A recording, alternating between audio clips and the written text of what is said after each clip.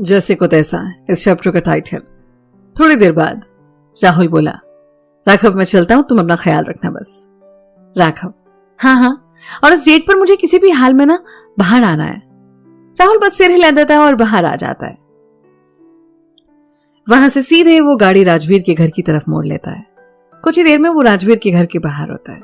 Guard Rahul को सलाम करता है। राहुल बोला, राजवीर साहब हैं घर पर? गार्ड, नहीं पर थोड़ी देर में आते होंगे। ठीक है, अंदर ही उनका इंतजार कर लेता हूं मैं। और अंदर जाते हुए अपने आदमी की तरफ कुछ इशारा करता है। चेहरे पर मुस्कान लाते हुए वो डोरबेल बजाता है और सामने सनाया होती है। राहुल बिना कुछ बोले घर के अंदर दाखिल हो जाते हैं और सनाया दरवाजा बंद कर देती है। राहुल सनाया के गले लग जाता है। सनाया बोले, क्या हुआ राहुल, तुम ठीक तो हो ना? हाँ, अब तुमसे मिल गया हो ना तो ठीक हूं। अब इस वक्त कैसे आना हुआ राहुल? सनाया कुछ जरूरी बात करनी थी।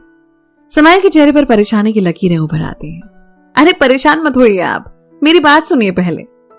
क्या हुआ राहुल? सब कुछ बताता हूं यहीं पर। और फिर सनाया और राहुल दोनों हॉल में सोफे पर बैठ जाते हैं। कहिए राहुल, क्या हुआ? राहुल सनाया का हाथ पकड़ लेता है। बोला, सनाया मेरी बात ध्यान से सुनो। अगले कुछ दिन में बहुत कुछ बदलने वाला है, तो क्या तुम इसके लिए तैयार हो? कुछ समझी नहीं। जय तुम्हारे पापा? मेरे पापा? तुम शायद भूल रहे हो कि वो इस दुनिया में नहीं है। राहुल सनाया के चेहरे की तरफ देखता है। सनाया बोली, राहुल अब मेरी बात भी ध्यान से सुनो। हाँ बोलो। राहुल मत करो जिद, मेरी वजह से अपनी जिंदगी खराब मत करो। राहुल इसके मुंह पर अपनी उंगली रख देता है, पर सनाया उसका हाथ हटा देती है। मुझे मत रोको, आज बोलने दो। राहुल शायद हम एक दूसरे के लिए बने ही नहीं थे। प्लीज मुझे मेरे हाल पर छोड़ दो, क्योंकि अभी तो शायद मैं जिंदा भी रह पाऊं, पर मेरी वजह से अगर तुम पर कोई मुसीबत आ गई ना तो मैं चैन से मर भी नहीं पाऊंगी। राहुल बस बहुत हो गया सनाया, इतना क्यों सोचते हो यार? राहुल अगर हमारा प्यार सच्चा होगा तो शायद हम अगले जन्म में मिले और शायद एक दूसरे के हों, पर हमारा साथ यहीं तक का था। राहुल, सनाया बोल लिया आपने? सनाया बस सिर झुका लेती है। राहुल सनाया के चेहरे को पकड़कर बोला, मुझे सेल्फिश कह लो या फिर जो मर्जी कह लो, पर सनाया सच्चाई यही है कि हम सिर्फ आपके हैं और किसी के हो नहीं सकते।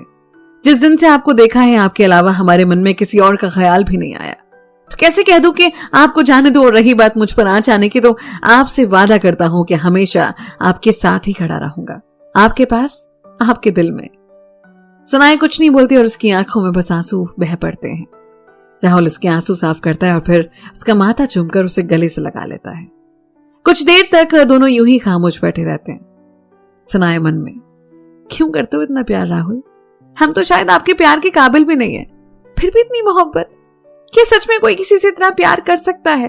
और वो भी मुझसे, जिसने आपको हर कदम पर तकलीफ के सिवा कुछ नहीं दिया।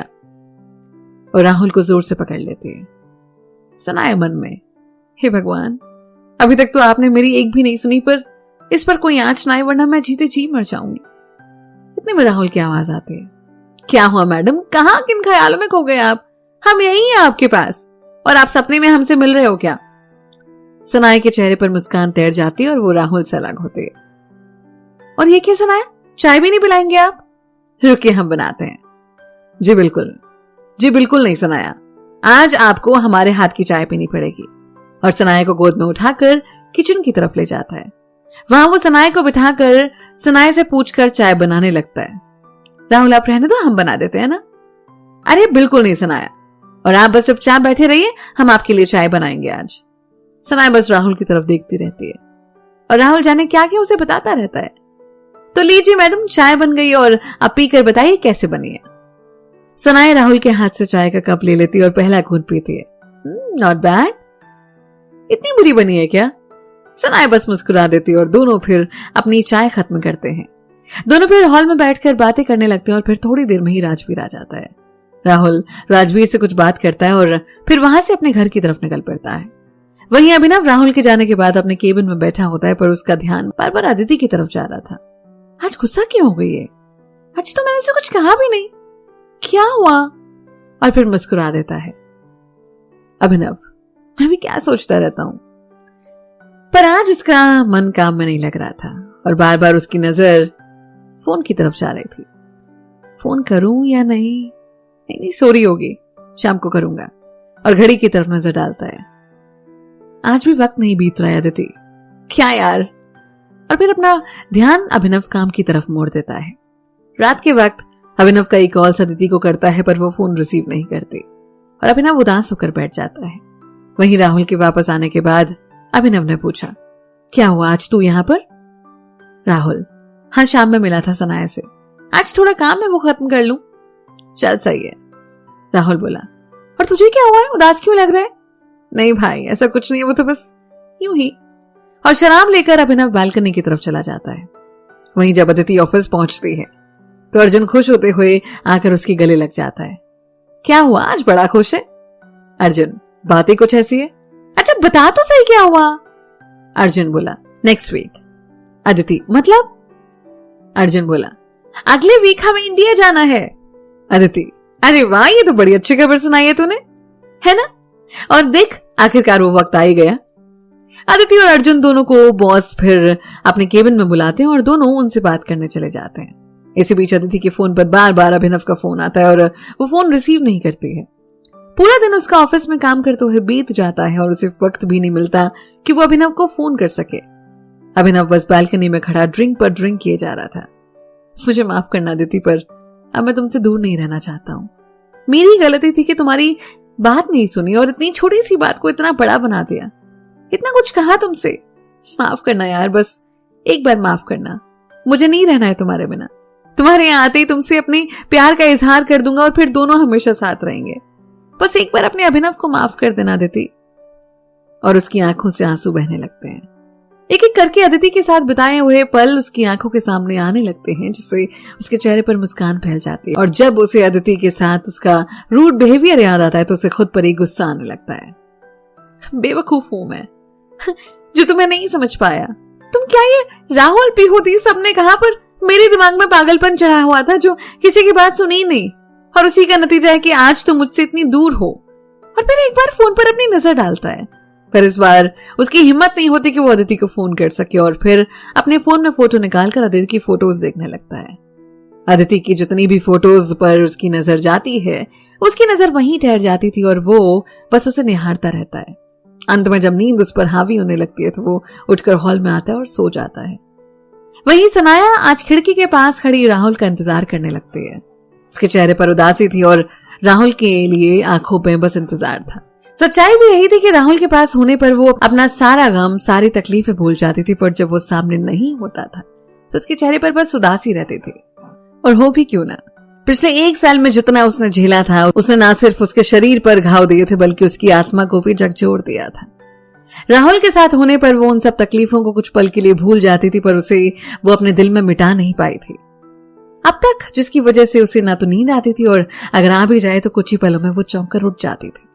आज भी वो काफी देर तक राहुल का इंतजार करती रहती है और जब वो नहीं आता तो बुझे हुए कदमों से अपने बेड की तरफ जाती है और सोने की कोशिश करने लगती है, पर उसे नींद नहीं आती। काफी देर तक वो करवटें बदलती रहती है और काफी देर बाद उसे नींद आती है। इधर राहुल अपना काम तो खत्म कर चुका था पर उसका मन नहीं लग रहा था और वो उठकर बाहर निकल जाता है और गाड़ी निकालकर वापस राजवीर के घर की तरफ सनाया से मिलने पहुंच जाता है। कुछ ही देर में वो सनाया की खिड़की पर होता है और सनाया को सोता हुआ देखकर उसे निहारने लगता है, पर अगले ही पल सनाया का पूरा चेहरा पसीने से तर हो जाता है और राहुल तुरंत उसके पास पहुंचता है और सनाया भी डर के मारे अचानक से उठ जाती है। जैसे ही सामने वो राहुल को देखती है वो रोते हुए झट से उसके गले लग जाती है। राहुल उसे अपनी बाहों में समेट लेता है। सनाया रोते हुए बोली, कहाँ थे आप अब तक? मुझे अकेला क्यों छोड़ दिया? मत रहो मुझसे दूर राहुल, मत छोड़ो मुझे अकेला यहाँ पर, डर लगता है। और फिर रोने लगती है। राहुल पहले तो सनाया को चुप करवाता है और फिर उससे अलग होकर उसका हाथ थाम लेता है। बोला, माफ कर दो मुझे, अब कभी दूर नहीं रहूंगा तुमसे, कभी अकेला नहीं छोड़ूंगा। पर सनाया डर की वजह से कांप रही थी। राहुल थोड़ा उसके पास जाता है और उसके होंठ से अपना होंठ मिला देता है। कुछ देर तक ऐसे एक दूसरे में खोए रहते हैं दोनों और फिर राहुल अलग होता है। आप सो जाओ सनाया, मैं यहीं आपके पास बैठा हूं। और सनाया बिना कोई सवाल किए लेट जाती है और राहुल उसे अपनी बाहों में भर लेता है। सनाया किसी छोटे बच्चे की तरह राहुल को जोर से पकड़ लेती है और उसकी बाहों में सिमटकर थोड़ी देर में नींद की आगोश में चली जाती है। पूरी रात राहुल सनाया के पास बैठा रहता है और उसे बस निहारता रहता है और सनाया राहुल की आगोश में जाते ही खुद को महफूज मानकर बड़े आराम से बिना किसी चिंता के सो जाती है। राहुल के पास होने से उसे ना तो किसी बात का डर रहता है और ना ही कोई परेशानी। सुबह के वक्त राहुल सनाया को जगाता है और अंधेरा पूरी तरह से छटने से पहले वहां से निकल जाता है। वहीं शाम के वक्त अर्जुन, अदिति और जिया अर्जुन के कहने पर पार्टी के लिए क्लब चले जाते हैं। तीनों वहां पर खूब मस्ती करते हैं और खासकर अर्जुन, आज तो ऐसा लग रहा था कि सारी दुनिया की खुशियां उसे ही मिल गई हों। जिया बोली, कितना खुश लग रहा है ना ये? अदिति बस सिर हिला देती है, बिल्कुल पागल है। इसी बीच अर्जुन आता है और दोनों को अपने साथ डांस करने ले जाता है। तीनों, जो कि अब तक कुछ ही वक्त तक साथ रहने वाले थे, उस शाम को खूब एंजॉय करते हैं और फिर सभी घर की तरफ निकल पड़ते हैं।